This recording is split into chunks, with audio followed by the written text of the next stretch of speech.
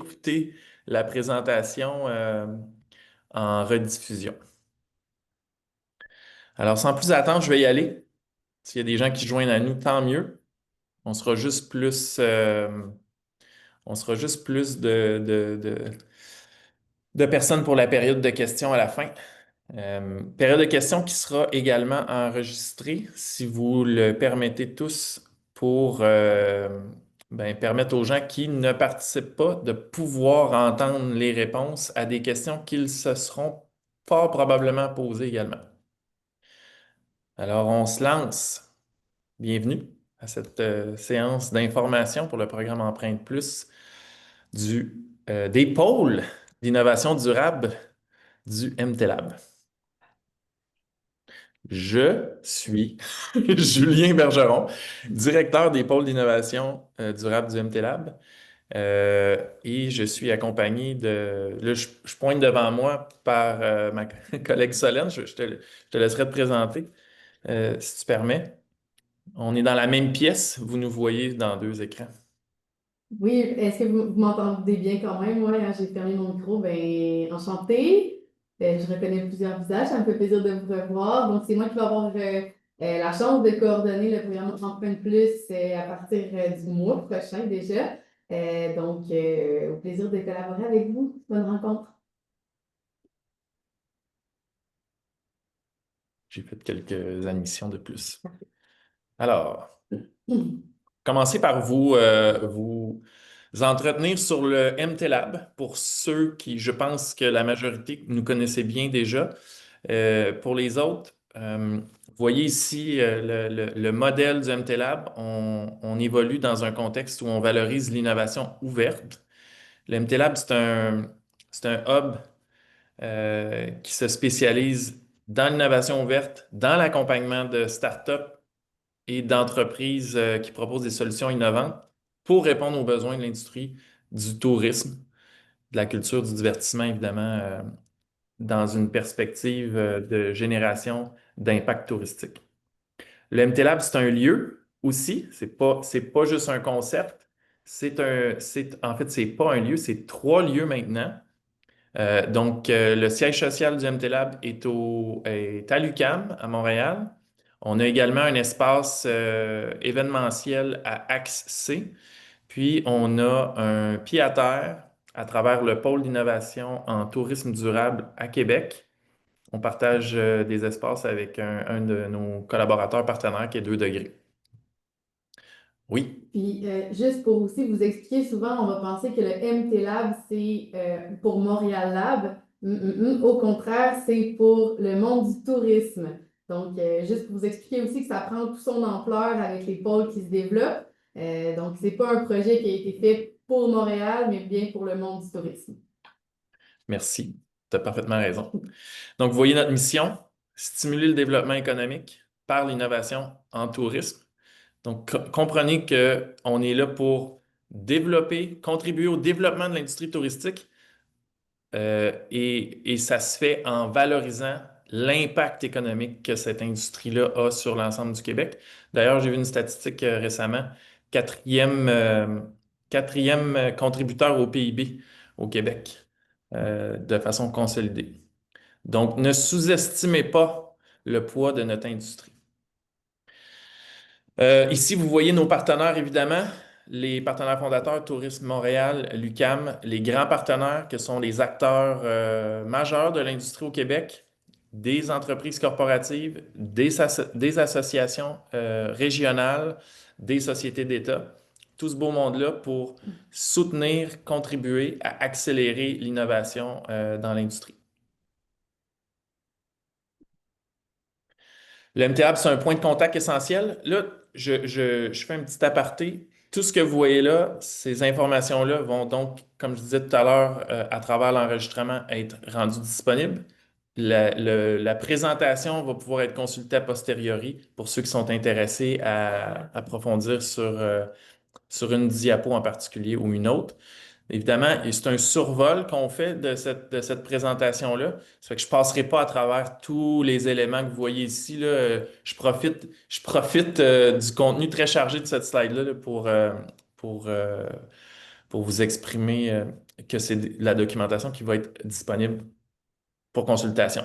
Donc, vous voyez un peu le modèle d'écosystème, le MTLab étant un entonnoir, on va dire, pour faciliter l'accès aux solutions.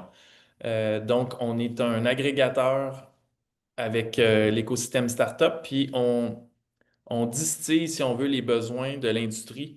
On est vraiment un facilitateur pour les deux écosystèmes. D'ailleurs, ça m'amène à vous parler du modèle de la co-innovation, qu'on aime bien appeler, pour illustrer le modèle du MTLab. Là, vous voyez, on est au centre. On, on est on aime dire un courtier en innovation par la contribution à l'accélération de solutions puis de la mise en relation avec les besoins de l'industrie à travers une multitude d'activités de maillage. Donc, je vous disais, on accompagne les startups dans l'accélération au marché. On fournit de l'expertise pour améliorer leur posture euh, en termes de développement d'affaires. Puis de l'autre côté, par association, évidemment, on accompagne l'industrie à travers nos grands partenaires, à travers le programme d'innovation touristique du ministère du Tourisme aussi. Je pourrais en parler un peu plus tout à l'heure, mais à travers ces différentes initiatives-là, on contribue donc à améliorer la posture à l'innovation de l'industrie. Euh, et ça, ben, ça permet donc à l'écosystème d'innovation, aux startups, d'améliorer la capacité à entrer dans ce marché. Je ne sais pas si c'est bon pour le temps. Les pôles du MTLab maintenant. Donc, le MTLab est basé à Montréal, une portée sur l'ensemble de l'industrie. On parle d'innovation euh, sur différents axes d'innovation. Pour ce qui est des pôles, on se concentre sur l'axe impact, sur la dimension environnementale, mais surtout développement durable. Donc, c'est pour ça qu'on parle d'innovation durable. Vous le savez tous, le développement durable, c'est trois piliers. C'est l'environnement, certes, mais c'est aussi l'innovation, c'est aussi, pardon, l'aspect social, sans oublier l'aspect économique. C'est ce qui est intéressant au MTLab. Pour nous, toute innovation doit être rentable économiquement. Dans notre cas ici, au pôle, euh, elle doit se faire dans une perspective environnementale, certes, sans oublier la contribution positive à la dimension sociale. Donc, trois pôles maintenant. Celui de Québec, on souligne les 3 ans déjà d'existence. Ce mois-ci, on est en... Donc, l'innovation en tourisme durable au sens très large. Je vais vous en parler un peu plus tard. Le modèle qui se précise au fur et à mesure que le projet évolue à l'échelle régionale. Maintenant, on duplique le modèle, mais adapté à un contexte territorial spécifique avec la Mauricie, où là, je ne veux pas dire qu'on s'attaque, là, parce que c'est pas le bon terme, mais où on va travailler avec les acteurs territoriaux pour contribuer à développer sur l'innovation sociale touristique. Et en Abitibi-Témiscamingue, on l'a annoncé précédemment, là, ça fait 1 an qu'on a annoncé, on a commencé à avoir des activités. Maintenant, on active de façon plus concrète le pôle en Abitibi-Témiscamingue autour de l'innovation régénérative. Puis je vous reviendrai sous peu avec un peu de précision sur la nature de ces trois pôles-là. Voilà. Sans plus attendre. Sans plus attendre. Donc, un pôle d'innovation durable, vous voyez, l'idée, c'est de valoriser, mobiliser des gens autour d'une plateforme régionale pour expérimenter, accélérer, puis faire rayonner surtout des solutions existantes en tourisme durable, régénératif ou socialement innovant. L'objectif, c'est que ces pôles-là soient bien ancrés avec les réalités locales. À travers ça, les pôles, individuellement, sont là pour mobiliser les parties prenantes afin de contribuer à l'essor et renforcer la réalité locale au profit de l'ensemble du Québec. Donc, on est à Québec pour le Québec, on est en Abitibi-Témiscamingue pour le Québec, on est en Mauricie pour le Québec. C'est un territoire d'expérimentation et ça permet de faciliter la mise à l'échelle par la suite à l'ensemble des régions. Évidemment que vous le voyez ici, les initiatives régionales sont spécifiques. À Québec, on s'en va vers la décarbonation des activités touristiques. Au niveau de l'Abitibi-Témiscamingue, je l'ai dit plus tôt, on est en innovation régénérative et en Mauricie, on s'attarde plus sur l'innovation sociale touristique.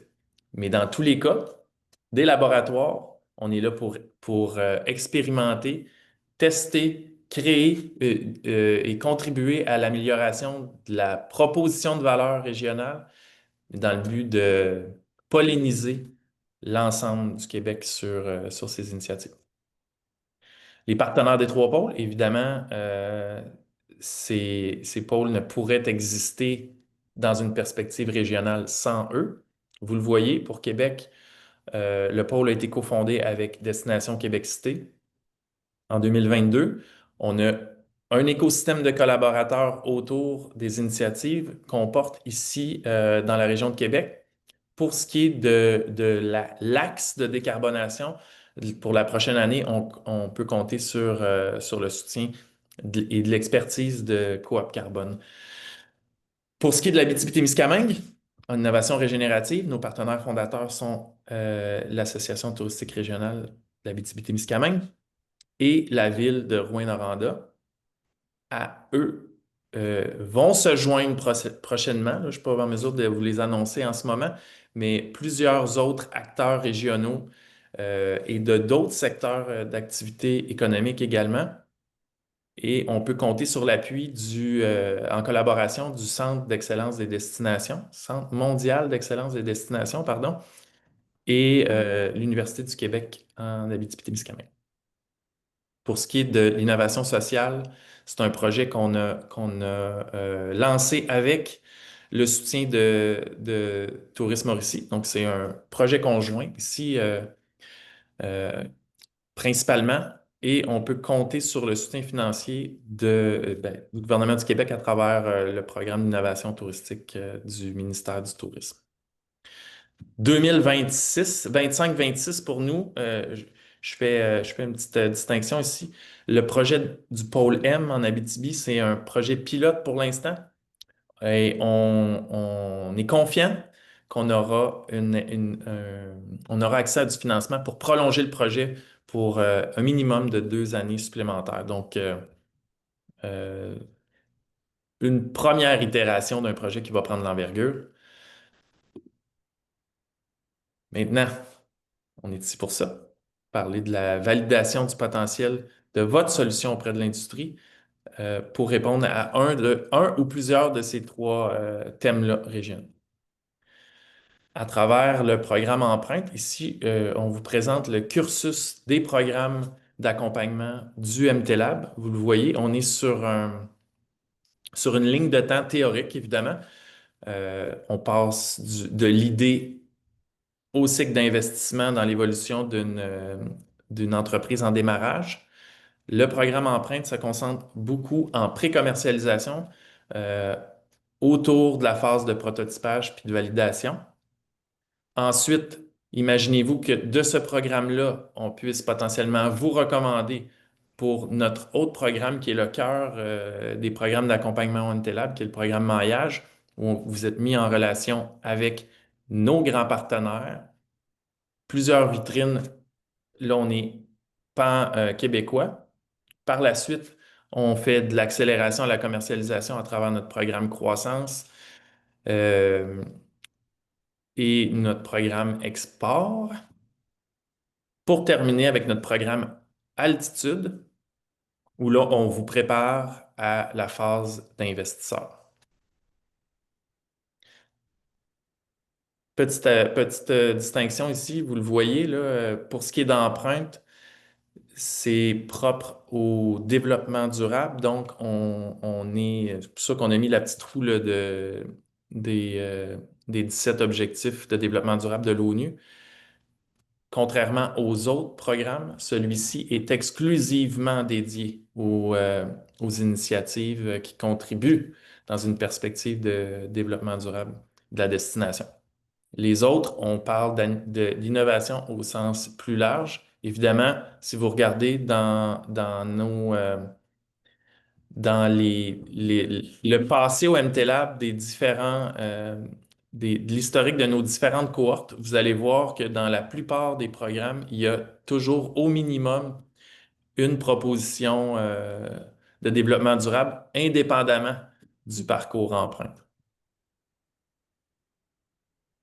Parcours empreinte, ses objectifs, vous les voyez ici, on en a 4 grands. Évidemment, on est en phase de prototypage, de pré-commercialisation. Notre objectif, c'est idéalement de pouvoir vous mailler avec au minimum un acteur pour pouvoir valider le modèle pour ensuite contribuer à accélérer votre phase de commercialisation à travers des experts, des entreprises qui œuvrent dans l'industrie, puis un accompagnement sur mesure. Le programme est cohorté, là, vous allez le voir tout à l'heure, mais il y a de l'accompagnement individuel, évidemment, en fonction de vos besoins spécifiques. On travaille beaucoup en mode, tout à l'heure, on parlait d'innovation ouverte. Donc, la démarche se veut très, très concertée. On favorise le maillage entre les incubés eux-mêmes avec nos parties prenantes régionales. Puis plus on avance dans le temps, plus il y a d'opportunités qui nous permettent de faire rayonner les, euh, les entreprises, les projets qu'on accompagne à travers le parcours pour contribuer évidemment à augmenter vos opportunités d'affaires. Vous voyez le parcours dans le temps. La sélection, on va les voir plus tard, plus spécifiquement les dates. Mais notre processus de sélection va se dérouler de la fin novembre à la mi-décembre. Le programme, lui, débute dès le début janvier, je pense que c'est le 7 janvier, avec un premier atelier, un exercice de diagnostic sur lequel on va s'appuyer pour pouvoir identifier, vous recommander les coachs pour l'accompagnement individuel. À partir de ce moment-là, là, de début janvier jusqu'à la mi-mars, c'est les ateliers avec les experts sur lesquels on se concentre principalement. Puis à partir de mars, on va tomber en phase démodée selon la région. Mi-mars en Mauricie, mi-avril dans la région de Québec. Puis la date n'est pas encore confirmée, mais ça va être fort probablement la fin mai pour l'Abitibi-Témiscamingue.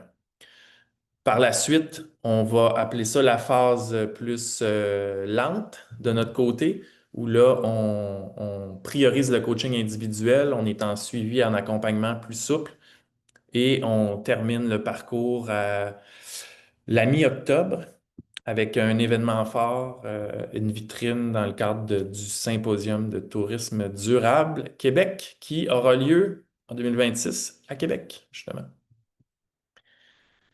Le parcours d'accompagnement, vous le voyez en 5 grands blocs ici pour imager un peu euh, les différentes phases. Donc, onboarding, mise en contexte, l'adaptation de la proposition de valeur. On veut contribuer à votre impact, à votre posture de leadership. Ensuite, tout l'aspect mise en marché, propriété intellectuelle également, c'est important de regarder ça ensemble. Puis, le dernier bloc étant la préparation à l'innovation ouverte.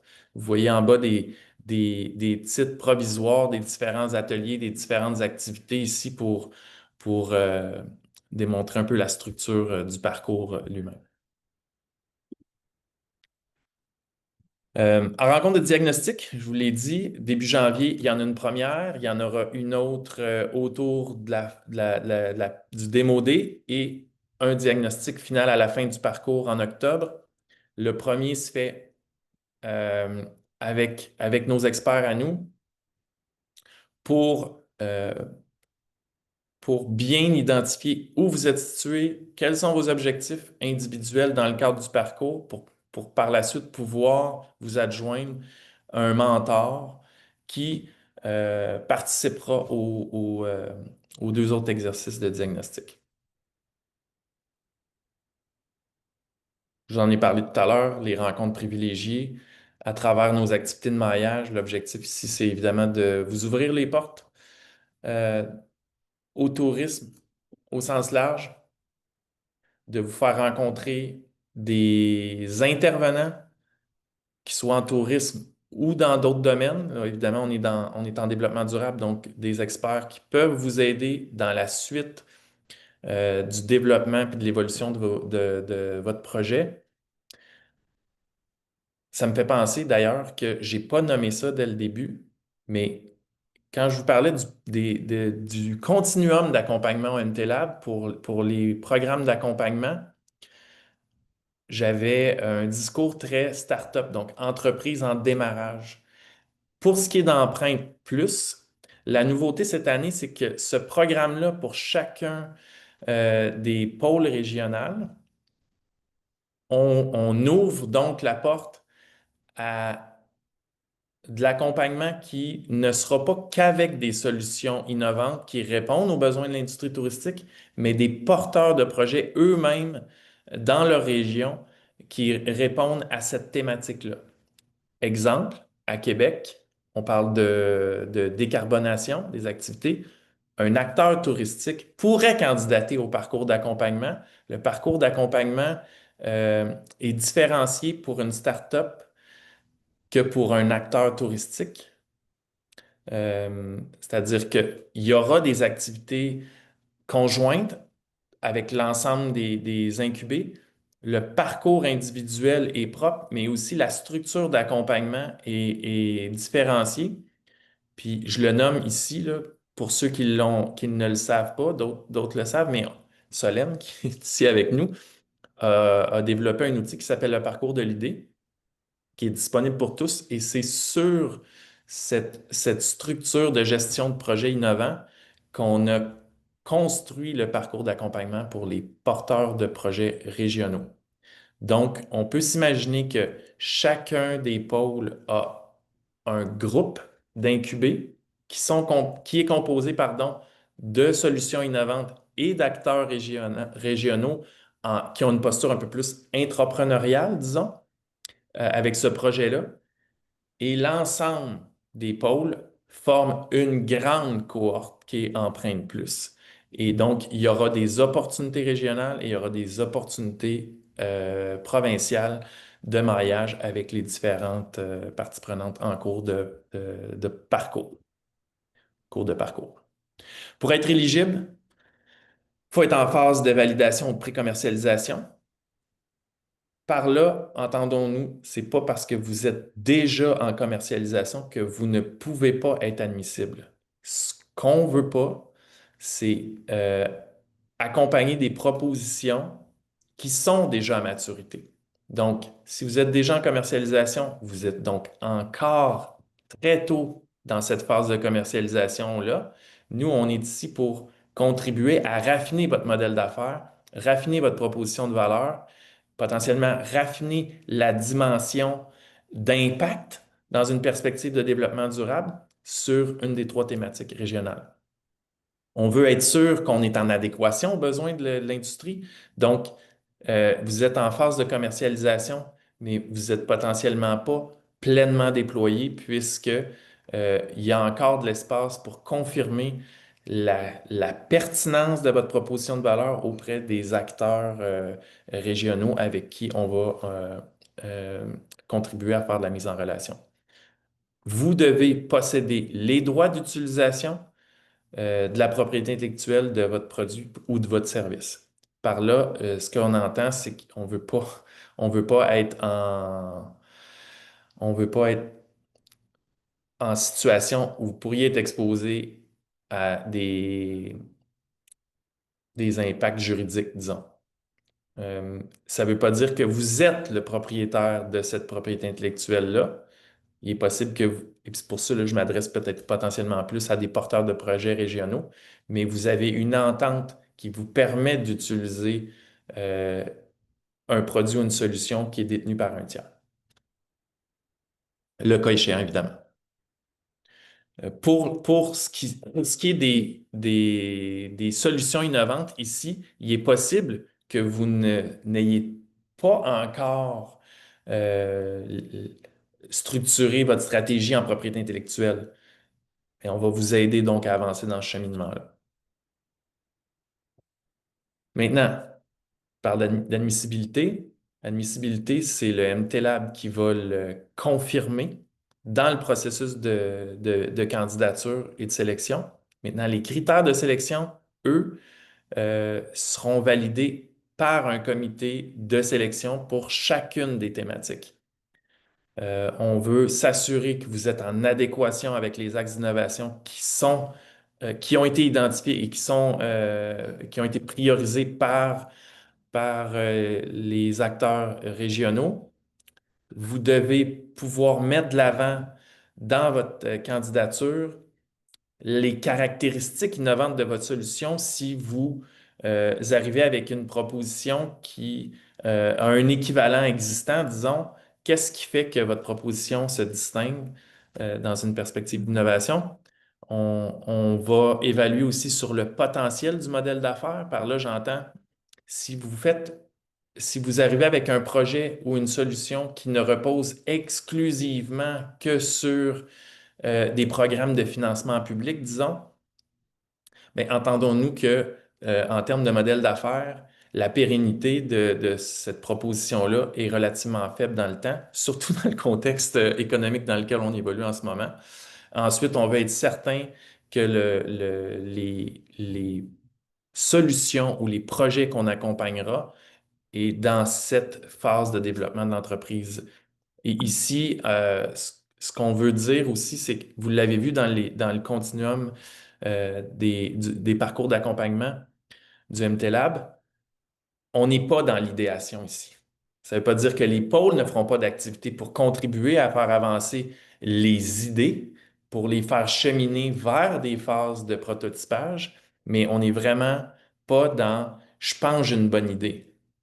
On est dans j'ai envie de passer à la phase de prototypage. Je suis assez avancé pour pouvoir trouver un lieu d'expérimentation. Et là, le programme est le bon programme pour vous. Si vous êtes beaucoup plus avancé, puis ce que vous voulez, c'est surtout juste accélérer la vente, bien, vous avez vu qu'on a d'autres programmes qui, eux, sont plus adaptés à votre besoin. Vous n'êtes pas certain? On est là pour répondre à vos questions, évidemment, on va en parler tout à l'heure. Euh, Moi, je vous recommande quand même de candidater à terme. C'est pas parce que vous ne serez pas retenu dans le programme d'accompagnement qu'on ne vous offrira pas d'opportunités dans l'activation puis dans l'animation des communautés régionales, la programmation qu'on a développée. Maintenant, les axes prioritaires, je vais les décliner là, pour chacune des thématiques régionales, en commençant par la région de Québec. Vous voyez dans l'image ici, on parle du parcours de décarbonation. C'est une image qui nous a été fournie par Coop Carbone ici.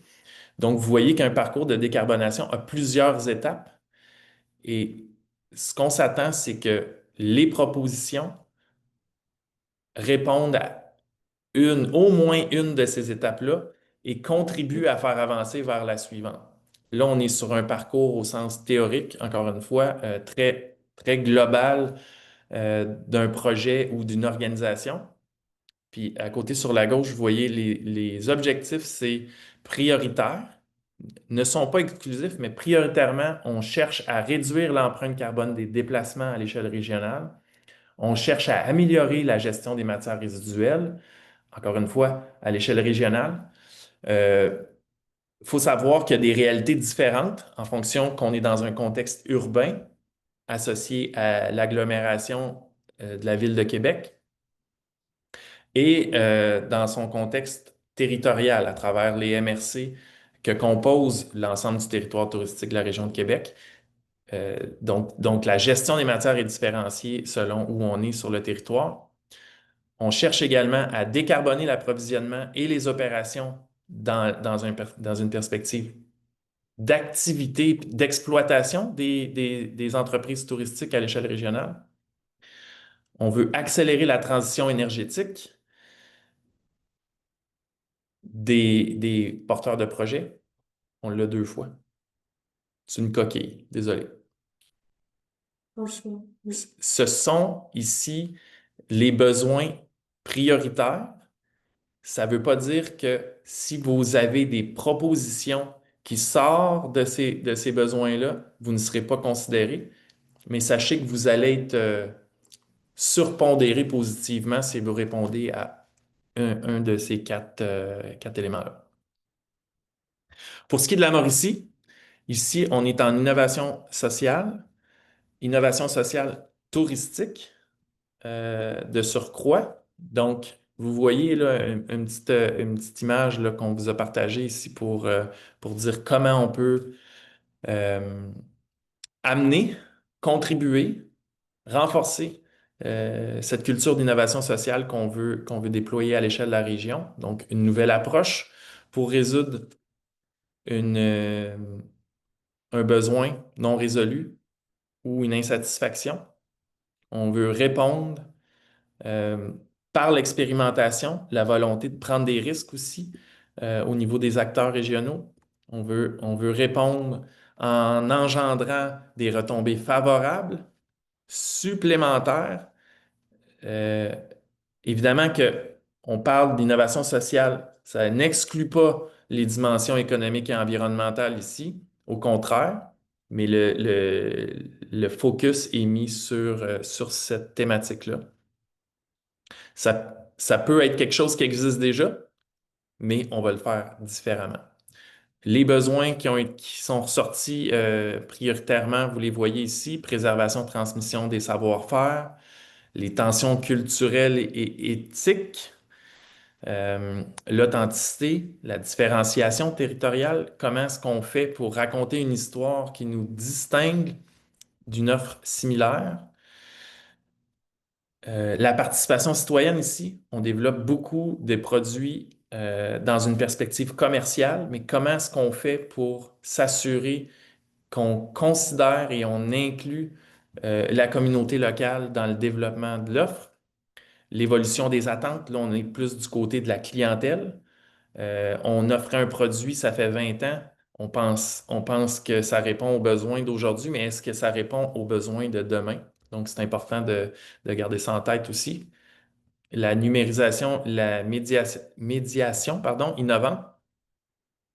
Comment est-ce qu'on peut raconter une histoire différemment à travers la technologie? Donc, c'est pas parce qu'on parle d'innovation sociale qu'on exclut la technologie. Elle est un levier pour répondre à des objectifs. Évidemment, l'aspect financement, je parlais d'économie, de la dimension économique, c'est essentiel. Euh, oh, c'est beau, ça. Merci. Je sais pas, je sais pas comment. Excusez, je vois de la belle animation à travers la présentation. Et puis, surtout pas sous-estimer l'importance de considérer l'offre en termes d'accessibilité puis d'inclusion culturelle, ici, toujours à l'échelle régionale. Pour terminer, Pour terminer, les axes prioritaires pour la région de l'Abitibi-Témiscamingue, on est sur l'innovation régénérative. Excusez, j'ai cherché pendant longtemps une façon de pouvoir vous présenter cette information-là en français. On va le développer, mais là, pour les besoins de la cause, je préférais vous présenter une image pour que vous compreniez bien, même si elle est en anglais.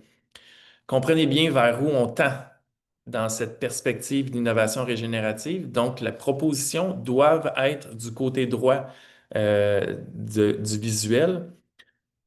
Ça ne veut pas dire qu'il n'y a pas quelque chose qui existe déjà, qu'on ne peut pas travailler là-dessus, mais c'est important de garder en tête qu'on doit avoir un impact plus grand au-delà de la dimension économique. Évidemment, régénératif, on entend naturellement la dimension de la biodiversité. On veut contribuer à renforcer la biodiversité à l'échelle régionale, mais il ne faut surtout pas sous-estimer l'importance de l'impact du côté social. Et donc, c'est pour ça qu'on parle du bien-être des collectivités aussi à l'échelle régionale. Donc, le régénératif peut s'exprimer sur une dimension sociale également. Vous le voyez à gauche, les besoins ici, on est sur contribuer à redéfinir l'image régionale. Euh, je ne sais pas votre niveau de connaissance de l'Abitibi-Témiscamingue, mais on la connaît surtout comme une région extractive. C'est une région minière, c'est une région où les forestières sont très actives. Elles ont un rôle à jouer, elles en sont conscientes. Maintenant, on vit encore avec des stigmates du passé et comment est-ce qu'on peut potentiellement, à travers différents projets, contribuer à redéfinir cette image-là. On a une opportunité à l'échelle du territoire de développer de nouvelles offres euh, en considérant cette approche régénérative, valoriser les cultures et le savoir-faire existants locaux, en fait, excusez, conserver, transmettre la mémoire des lieux. On a des projets qui sont puis là, je vais dire, du patrimoine physique existant. Comment est-ce qu'on peut le maintenir vivant une fois qu'il n'est plus physiquement présent? Générer des impacts tangibles qui renforcent l'attractivité du territoire, toujours dans cette perspective de régénération. Et encore une fois, on le dit, c'est pas parce que ce sont les éléments prioritaires que d'autres propositions ne seront pas considérées dans l'appel de candidature. Pour déposer votre candidature, donc date limite dimanche le 16 novembre à 18 heures. Vous comprendrez qu'on a du pain sur la planche pour respecter notre échéancier, puis vous livrer un parcours de qualité. Donc, 16 novembre, comment préparer? Ah, là, c'est ça, là, j'avais pris des petites notes, excusez.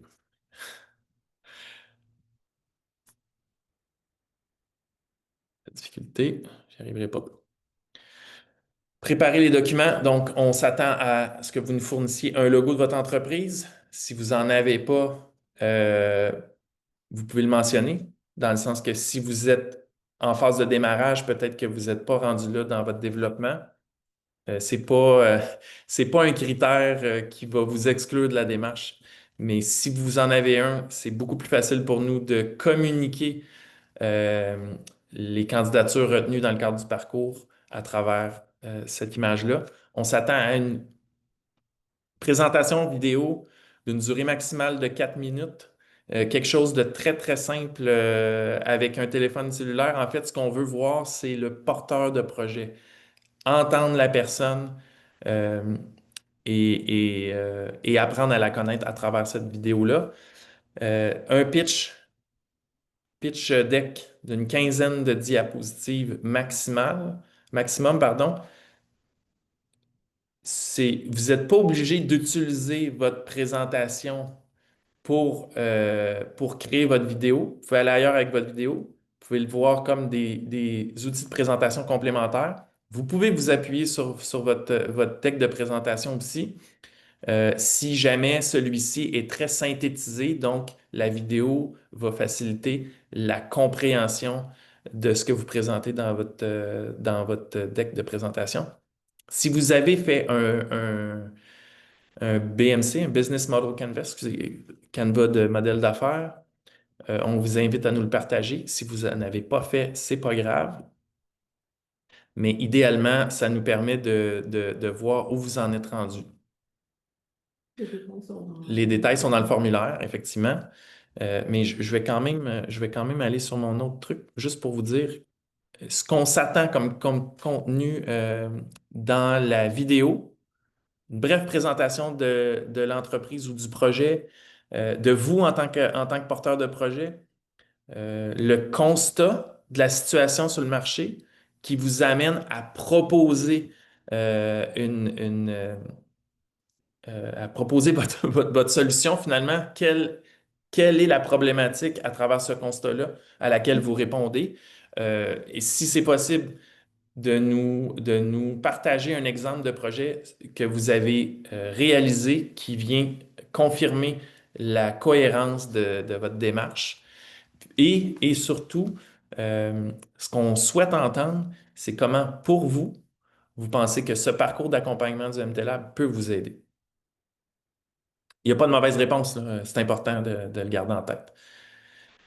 Pour ce qui est du deck de présentation, ça peut être un format PowerPoint, ça peut être un format PDF, ça peut être un format Canva, idéalement compressé si c'est très lourd. Il peut y avoir des liens de référence vers de la vidéo complémentaire. N'hésitez surtout pas, sans surcharger, à nous fournir de l'information qui va contribuer à comprendre votre proposition. Donc, présentation de l'entreprise, encore une fois, un retour sur le constat par rapport à la situation du marché, la problématique résolue et la, je vais dire, je vais le dire accessoirement, mais c'est quand même important comment votre solution répond à la thématique de la région où vous candidatez.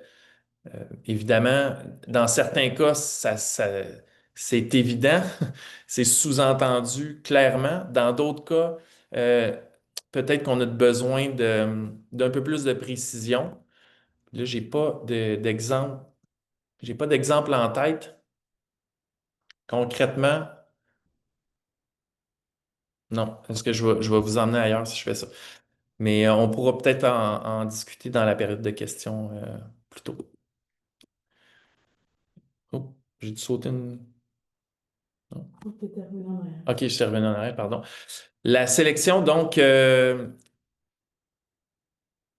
après la fermeture des candidatures, on va rapidement communiquer avec l'ensemble des candidats pour dire si vous n'êtes pas retenu, c'est qu'on considère que vous n'êtes soit pas admissible, soit trop mature, soit trop pas assez mature en fait pour le bloc d'accompagnement qu'on propose.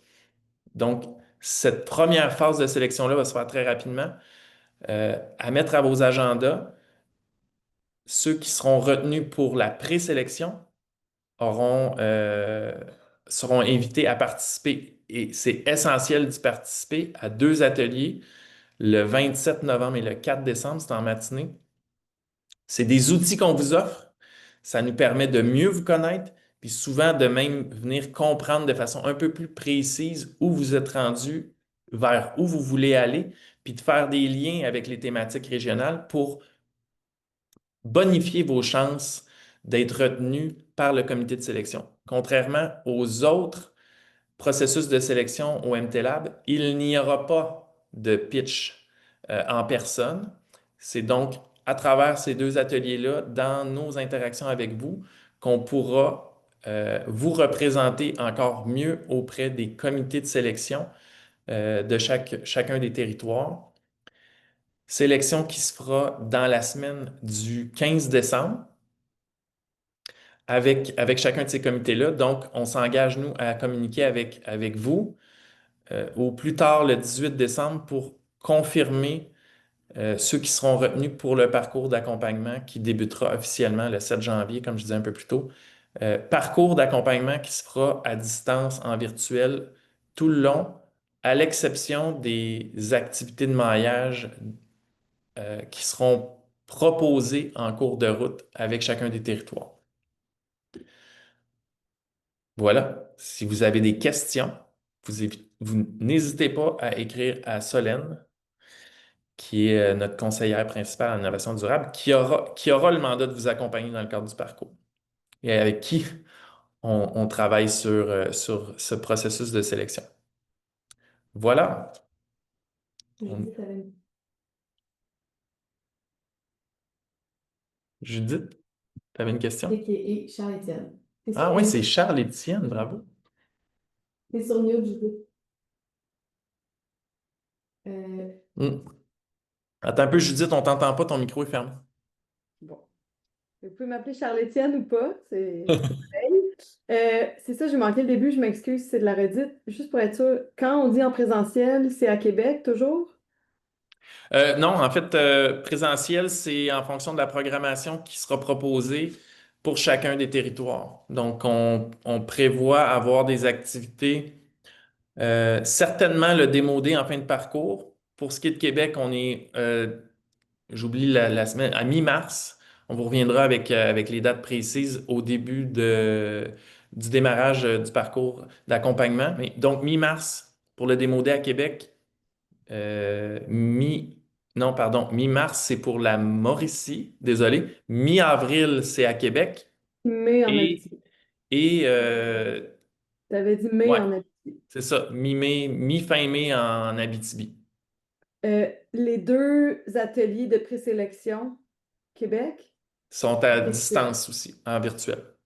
Ah, oui. Dans chacune des régions, on est à réfléchir à une proposition, une activité à mi-parcours aussi, là, pour pouvoir rencontrer les acteurs. On vous reviendra en début de parcours avec une proposition. Évidemment, ce n'est pas obligatoire d'être là. Je veux dire, sauf pour ce qui est du démodé. On en reparlera avec les entreprises retenues.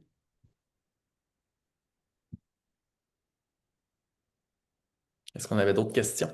Ben, j'en ai une dernière peut-être. Hey, laisse-toi aller. Si on pressent que notre projet entrepreneurial est trop mature pour le programme Empreinte Plus, mais qu'on pense quand même qu'on a quelque chose à offrir, toi, tu suggères de déposer quand même, c'est ça que j'ai bien compris? Absolument. Puis c'est pour ça que je dis, c'est pas parce que le projet n'est pas retenu qu'il n'y a pas de visibilité auprès des acteurs régionaux. Nous, OK. ça nous permet juste de voir quel est le projet puis comment on peut l'accompagner. Pour nous, le parcours Empreinte Plus, c'est une façon d'accompagner ces projets-là. C'est pas la seule. OK, c'est ça. Parce que c'est comme si, comment dire, là, je ne veux pas prendre trop de temps, mais notre projet d'entreprise, où est-ce qu'il est implanté, fonctionne bien, mais ailleurs, tout est à faire. C'est pour ça que je voyais comme une... Mhm. Bon, j'expliquerai tout ça dans ma vidéo. Parfait. Merci. Merci. Je regarde dans le chat, là, est-ce qu'on avait des questions dans le chat? Oui, ben moi j'ai peut-être une Oui, question. Julien, bonjour. Je suis arrivé vraiment tardivement parce que je ne bonjour. trouvais pas le mot de passe, là. Bref, bien, c'est-tu possible de revoir la présentation ou de la revoir en vidéo puisqu'elle est enregistrée? Oui, Alors, OK. oui, Donc, elle va être disponible, elle va être disponible, je pense, à partir de demain là, sur le site du MT-Lab à travers les empreintes plus et les trois pôles. Là. Si vous allez voir chacun des pôles a sa page, chacun des pôles a un document qui présente l'appel à innovation régionale aussi avec beaucoup plus de précision si vous le souhaitez. Et donc, cette vidéo sera disponible pour parfait. consultation, oui. J'ai une question ici. Cette opportunité est-elle favorable pour les organismes à but non lucratif qui souhaitent lancer un projet d'économie sociale? Absolument. Il y a pas de nature d'organisation qui est exclue. C'est la nature du projet qui doit répondre aux objectifs de chacun des territoires.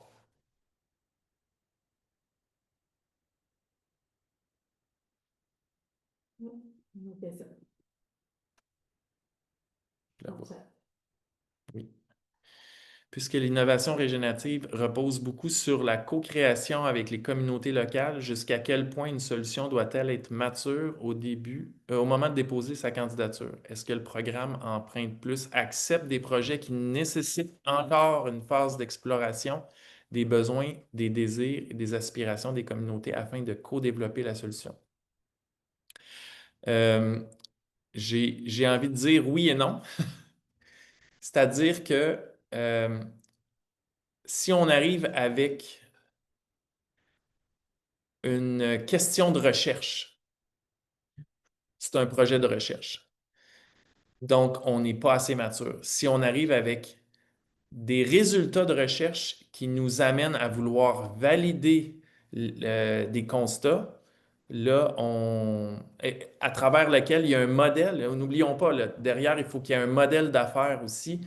Et donc, là, je pense qu'on est à la bonne phase. Encore une fois, c'est vraiment dans la candidature qu'on va pouvoir clarifier cette subtilité-là là, de où est-ce qu'on trace la ligne parce que pas. Tu sais, on vous présente un parcours qui est très linéaire et théorique. Or, en réalité, chaque projet a son contexte propre et donc nécessite d'être évalué individuellement. Mais dans tous les cas, oui, on cherche à faire de la co-création avec les communautés locales. C'est super important de les considérer comme des parties prenantes intégrées à vos projets, Et ça ne veut pas dire qu'ils ne le sont pas à ce moment-ci, que le projet n'est pas prêt. Euh, Empreinte Plus va contribuer à favoriser ce maillage-là à travers le parcours. Je ne sais pas si j'ai répondu à ta question suffisamment clairement, Alexandra. Alexandra, n'hésite surtout pas à me revenir avec des précisions, le cas échéant. Combien de dossiers seront acceptés? En fait, on va accompagner un maximum de 6 projets par région. Donc, un total Empreinte Plus va être composé d'un maximum total de 18 incubés pour le programme 2026. Pour ce qui est du processus de présélection, évidemment, ça va être plus que 6 par territoire, mais ça sera pas 100. On, on peut penser qu'il y a un maximum du double là, qu'on va retenir pour cette phase de présélection-là. Combien de candidats recevez-vous généralement par pôle? Bon, je pense que je viens de répondre. Euh, C'est la première fois aussi qu'on a oui. des nouveaux pôles. Donc, nos précédents, en fait, ça s'appelait Empreinte seulement et c'était seulement pour la région de Québec. Donc, c'est une première pour nous là, d'avoir à construire un programme d'accompagnement pour différents pôles, différentes thématiques. Donc, on n'a pas de réponse. C'est une nouveauté, on innove nous aussi cette année. J'ai envie d'ajouter une précision, là, start-up versus porteur de projet régional. Pour nous, une start-up, c'est un terme, je vais dire, bateau, là, dans le sens que c'est pour une solution innovante, porteur d'une solution innovante, de son côté, cherche à développer un bassin potentiel de clients. À travers les activités, on va confirmer le potentiel de marché en fonction de la clientèle qu'on représente. Ici, on est dans l'industrie touristique. Ça ne veut pas dire que le projet n'a pas d'ancrage dans d'autres secteurs d'activité. Mais nous, on va se concentrer sur ce marché-là. D'abord et avant tout, ceci dit, il y a quand même des ramifications à garder en tête, là.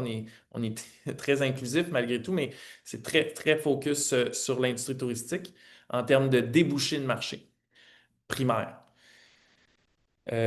Donc, ça, pour moi, c'est une solution innovante. Une solution innovante peut venir de partout au Québec, peut même provenir de l'extérieur du Québec. Donc un entrepreneur, je vais dire, européen qui développe une solution innovante qui répond à des besoins en innovation régénérative, en innovation sociale, en décarbonation, pourrait candidater.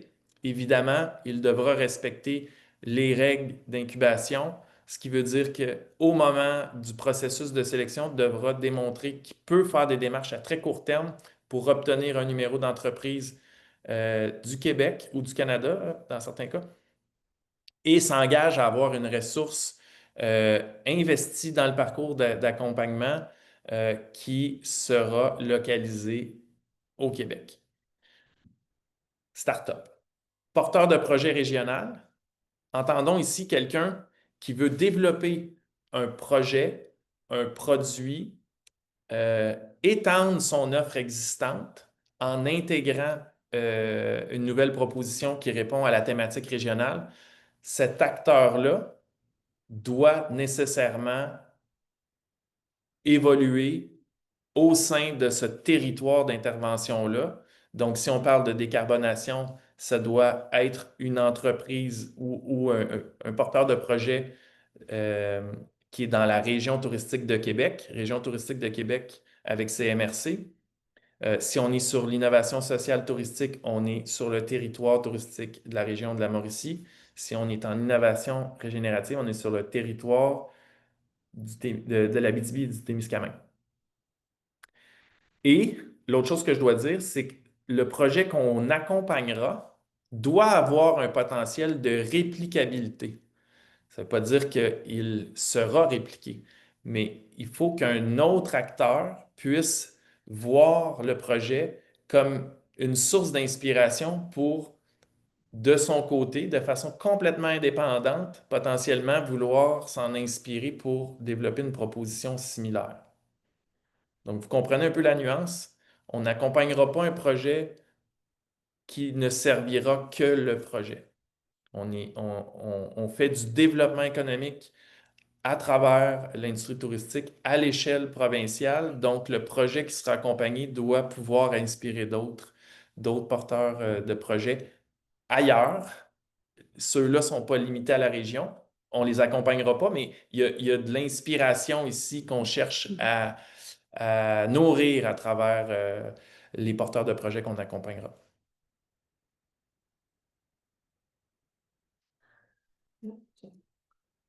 Est-ce que deux personnes provenant de la même organisation peuvent-elles participer? Absolument. En fait, pour être très, très honnête de notre côté, euh, les entrepreneurs, les projets même qu'on accompagne à travers nos différentes initiatives, ceux et celles qui connaissent le plus de succès, ceux et celles qui démontrent qu'ils ont le plus de potentiel de scalability, excusez mon français, ceux et celles qui démontrent le plus de résilience puis de pérennisation de démarches sont des projets qui sont portés par l'organisation.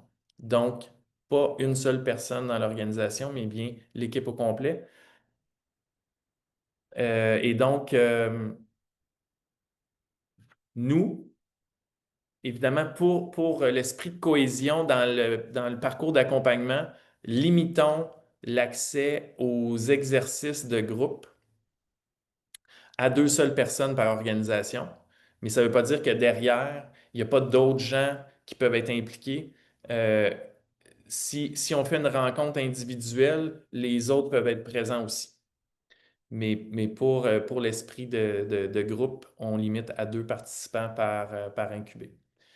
Évidemment, là, comprenez-moi bien, là, les porteurs, les entrepreneurs en démarrage, souvent sont seuls, là. Des très petites organisations, c'est des très petites équipes aussi. Donc, je ne cherche pas à diminuer l'importance de ces gens-là non plus. Est-ce qu'on peut appliquer sur plus qu'un pôle?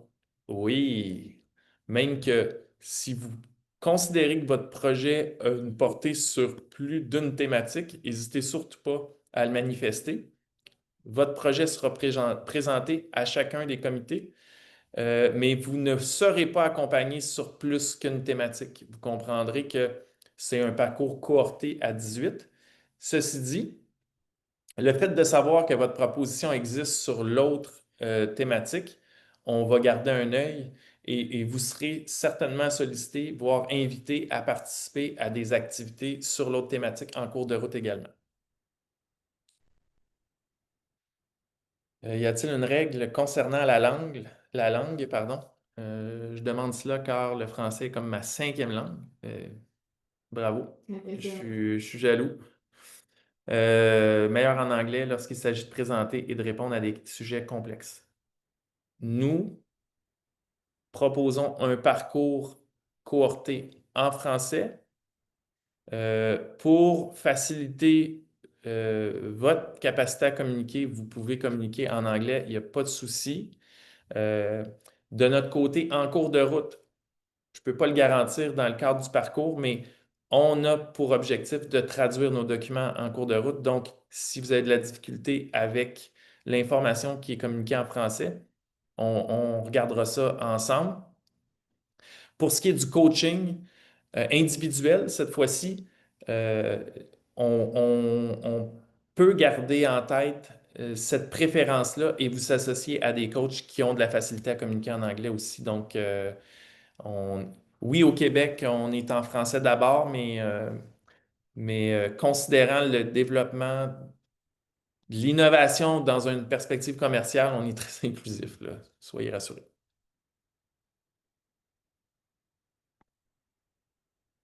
Est-ce qu'on avait d'autres questions?